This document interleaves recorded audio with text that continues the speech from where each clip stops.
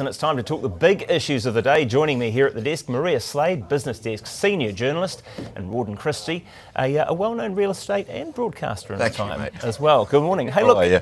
Great, thank you. Good to see you guys here bright and early.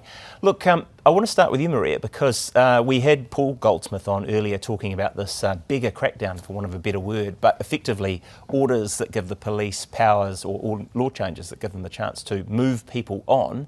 You had a pretty personal experience with this, I hear, last year. Just outside work here, yes. I was Well, you moved on. Should have been probably. 8:20 in the morning, just coming around the corner here into Graham Street, and this guy karate kicked me into the street. Oh, were you all right? I was fine. But he was clearly not in his right mind, you know. And I did call the police, and they sort of said, well, you know, what can we do? But I filled out a report because they're quite interested in the statistics because of everything that's been going on. Now, I wouldn't say that person was homeless or a beggar. He obviously had issues. But it seems to me that, you know, it's no panacea, but it may give police a little bit of extra oomph at the right times, perhaps. You know, moving people on is not a solution to a lot of those socioeconomic problems, but it is an issue in the city with people creating a bit of disturbance. So it's a real solution, you think?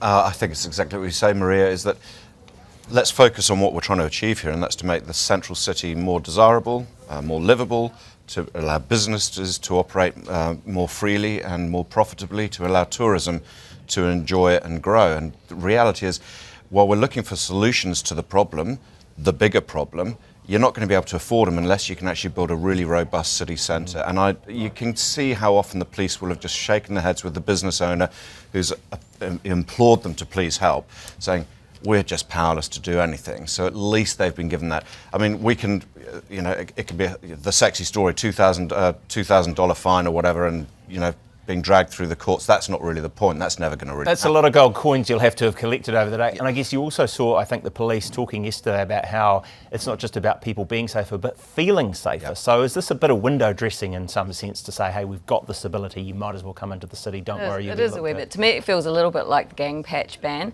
It might give them some useful powers in certain circumstances, but it's certainly not going to solve the gang problem. No. Yeah, and there's no surprise that, of course, opposition's leaping all over this, saying you're just shifting the problem. But into those leafy suburbs where you're trying to sell houses? Yeah, but the reality is that in those leafy suburbs, unless you work in the city, we're not really coming into the city very much. Maybe once in a blue moon for an event, but it's not a go-to destination. We have to create an environment, particularly with the tourism in mind, in my opinion, where this becomes one of the most desirable cities in the world. And I don't think we've got that at the moment. In some ways we do, but... This is just one of the impediments then, because I was in town on Saturday night for the Pulp concert, which was amazing, everybody. But that felt to me like it was a pretty sort of safe environment. Is that sort of move to stay in the suburbs partly about economics, partly about people just working from home and all that kind of thing as well? Yeah, it's going to be all of that. And I also do think where you're talking about in the city centre, down the waterfront area, that is pretty great. You know, you walk along the viaduct into Wynyard and the sailing's going on there, the concerts are going on here. It's only a very small part of our city centre. So it's certainly the sort of mid to upper town that seems to be the problem. Down the waterfront's fine. Right, the right to sleep. How much did you guys get last night, can I ask? Never enough. That is such an interesting case, but it's not about this M&A junior in the US who's, you know, suing her former employer for not giving her the right to a good 9-hour break. Yeah. It's not about the sleep, is it, though? It's about the work practices in those industries and sort of driving these young people like slaves, really. And it's gone on forever, and we've seen it here, and you know, some of the law firms and whatnot here. It's hardly new, but that is a fascinating case that she's taking. You know, I'd love to see how she gets on. Well, I think settled. Little update to this. They have settled over the weekend because I gather that the company didn't want to actually open its books and expose whatever else it's been up to. Right. But effectively, it's been up to. You're such a journalist. I want to focus on the job at hand. Yeah, but I mean, the right to sort of 9 hours of uninterrupted once upon a time just would have been taken for granted, right? But effectively now you've got, I mean, certainly emails going off all hours of the day and night, weekends. I mean, obviously that's you know, that's just a business consideration when you've got to be up early in the morning to talk about sign up to it. On. It's if anyone really thinks if they go into mergers and acquisitions on Wall Street that they're going to have a nice, steady 40-hour-a-week job, you're dreaming. They know that. I'm sorry, a 21-year-old, they've signed up to this. You're right, there have to be some sort of parameters put in place. But out of all the jobs you're signing up for, that's the one which is going to absolutely ring you out. And I guess what, at the end of the day, you're going to be getting $1 million a year because of it 5 years later. It's just, you know. It's true, but I still don't think you should drive people drive people into the ground. And I think that there is a culture of, that older sort of cohort. Well, we had to do it, so you guys can all just take a concrete pill kind of thing.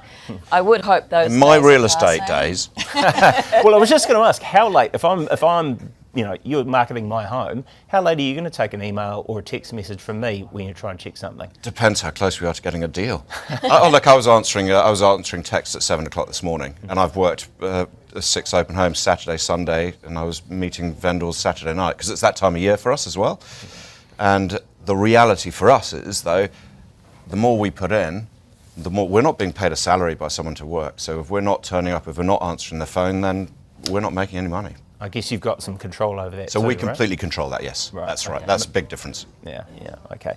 Hey, look, we were talking about cults before. I mean, it's slightly worrying. Have you seen these people sort of floating around the place at all? There's some reports, so I guess that they're lingering around the shopping centres of the North Shore, maybe not places that you normally hang out. Have you ever been approached in the street and asked to join a religious association? I personally never have, but maybe I've got cynical journalists written across my forehead or something. Yeah. But you can see how they target the students at university at this time of year, as has been said, that you're just in a vulnerable place there, aren't you? Even if you come from a good, stable family home sort of thing, you're in a new environment, you're trying to find your way, and you are a bit of a target, I think, for these type of people.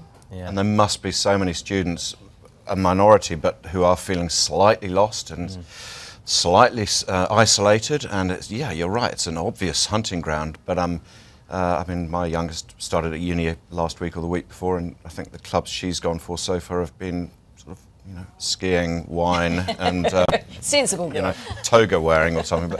But she's lucky; she's got a great social community around her.